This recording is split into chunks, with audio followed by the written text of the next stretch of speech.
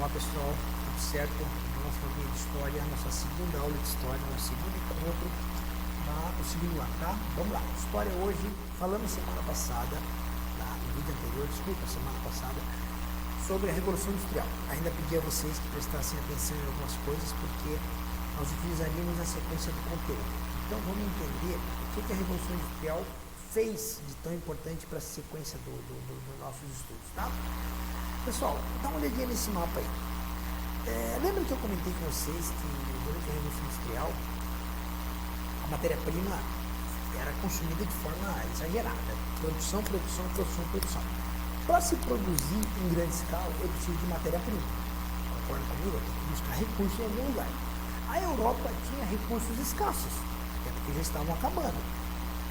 Tiveram então a brilhante ideia de buscar recursos na África, porque era o continente logo abaixo ali, mas atravessou o Mediterrâneo para a África.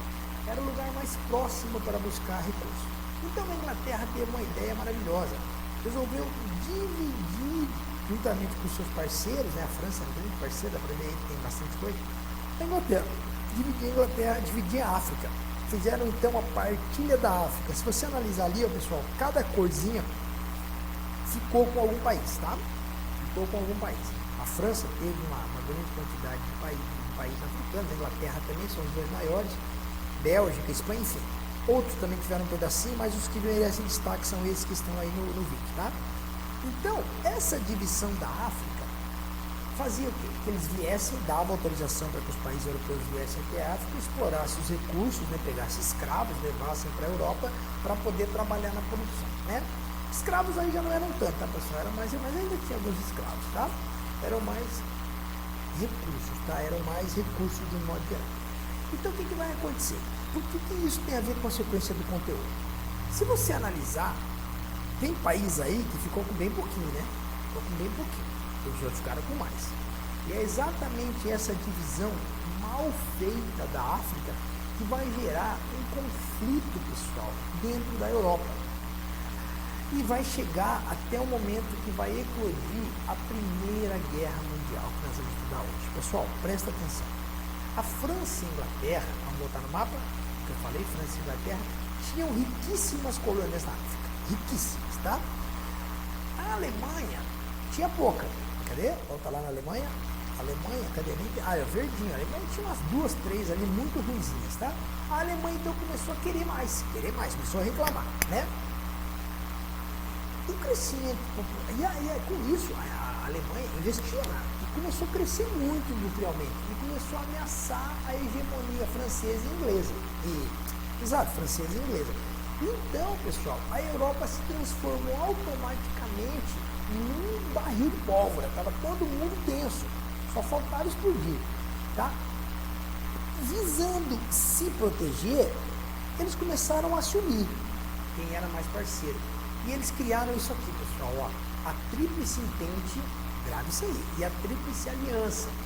A Tríplice Entente fazia parte o Reino Unido, que seria a Inglaterra, a França e o Império Russo. Por que Império Russo? Porque até então não era Rússia, era Império, era um Império. Se uniram. Do outro lado, nós tivemos o Império Alemão, que ainda não era a Alemanha consolidada, o Império Austro-Húngaro, que depois vira Áustria e Hungria, e a Itália.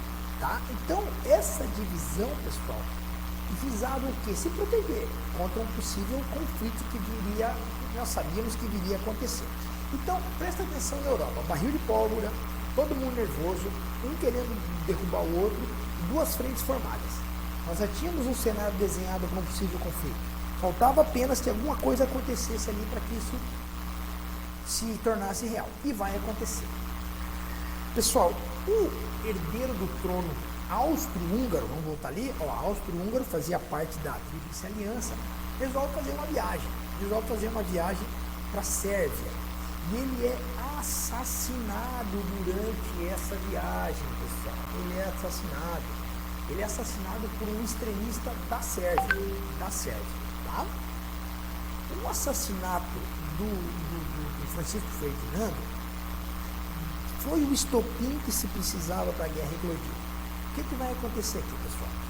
O Império Austro-Húngaro exige que a Inglaterra, né, que a Tríplice Entente, puna a Sérvia pelo assassinato. Faça alguma coisa. O Império Austro-Húngaro, o Tríplice Entente não dá nem bola. Fala, não vamos fazer nada. Então o que vai acontecer? A Áustria, tá? A Áustria, que fazia parte do Império Austro-Húngaro, ataca a Sérvia.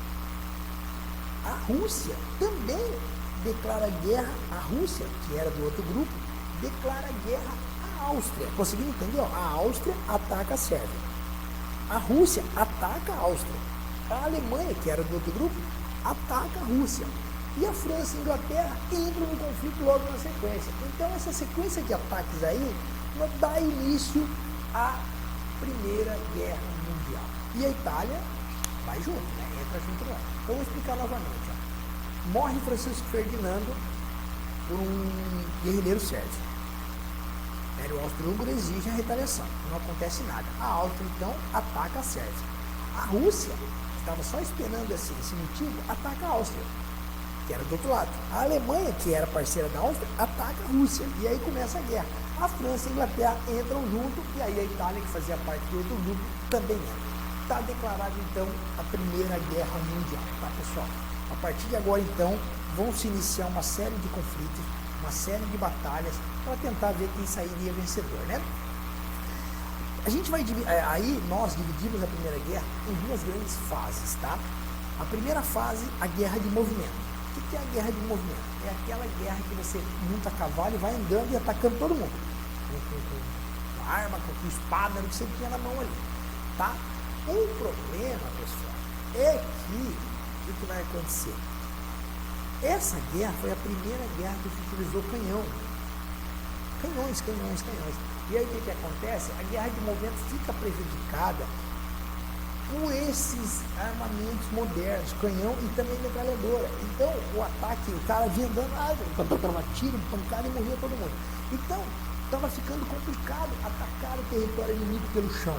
Tá? Olha ali, ó, a Alemanha ainda consegue atacar a França, os alemães invadem a Bélgica, derrotam os franceses e vão para Paris para tomar. Então, a Alemanha consegue tomar a França, os franceses retomam a França em 1914 através desse conflito. Só que essa guerra de movimento, como eu falei, é interrompida por metralhadoras e canhões, tá? Ela teve até um início, como já está destacado ali, mas não avançou muito porque não se chegava no território inimigo devido aos ataques de armas de fogo, de pólvora, enfim, que até então não eram tão comuns, tá?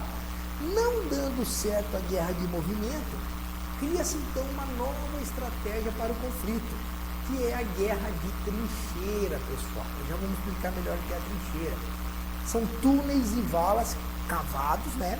Em que a pessoa fica ali dentro, os soldados ficam ali dentro, dormiam, comiam ali, para que não sejam atacados. Durante alguns momentos atiram com um canhão, saem alguma coisa, né? Só que dentro da trincheira não protegia de mísseis que podiam vir, né? Balas de canhão, alguma arma química, né? E também algum avião podia jogar alguma coisa ali. Tá? Mas o pior não era isso, pessoal. O pior eram as doenças que a trincheira provocava. Por que, André? Pessoal, era uma sujeira, era uma umidade horrível. E também quando os soldados morriam ali dentro, não tinha como tirar. Então eles ficavam empilhados em um canto, e os corpos ali, e isso proliferava dentro. Eu posso dizer para vocês que eu acho que morreu mais gente de doença do que de tiro nessa fase aí, né? Era mais ou menos assim, pessoal. As trincheiras, com sacos de areia ali para evitar.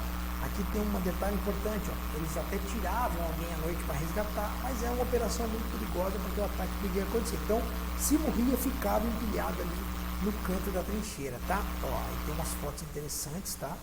Da trincheira, o pessoal aqui preparado. Olha a umidade, dá uma olhada, a pessoa dentro d'água. Não tem. As doenças, elas aconteciam sim, tá? Vamos entender agora como é que continua a guerra. A guerra começa ali, né, naquele período de 1914 e vai indo. Em 1917, pessoal, vai acontecer uma coisa extremamente interessante. A Rússia vai deixar a guerra, porque a Rússia vai se preocupar com a Revolução Russa e vai abandonar o conflito. Em seu lugar, vai entrar uns caras chamados Estados Unidos. Por quê? Pessoal, os Estados Unidos não tinham interesse algum em entrar na guerra, tá? Só que financiava esse conflito. E com medo que algo pudesse acontecer nesse lançamento, resolveu participar da guerra e acabar logo o conflito.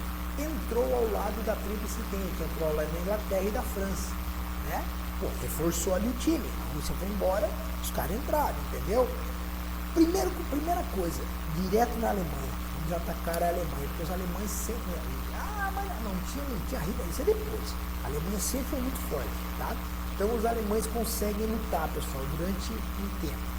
Em 1918, o Império Austro-Húngaro resolve se render, tá? Resolve se render, percebendo que a força militar do outro lado era muito forte, o Império Austro-Húngaro assina um cessar-fogo e se rende.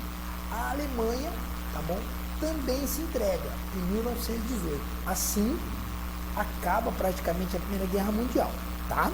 Então, a vitória da Tríplice Entente foi marcada pela pressão exercida com a chegada americana, tá? A Itália já havia abandonado a guerra, a Itália praticamente nem participou, então era mais uma resistência austro-húngaro e alemã. Com a pressão, né, exercida pelo outro lado, os alemães e a Áustria-Hungria não resistiram e acabaram se entregando e assinando o armistício. Ah, beleza, que legal, então a guerra acabou. Acabou, mas ela teve consequências, pessoal. Olha que interessante. Em 1919, tá, um ano após a assinatura do Tratado de Paz ali, os americanos, ingleses e franceses pegaram o responsável na visão deles pela guerra e culparam a Alemanha. Na visão dos vencedores, a Alemanha foi a grande culpada.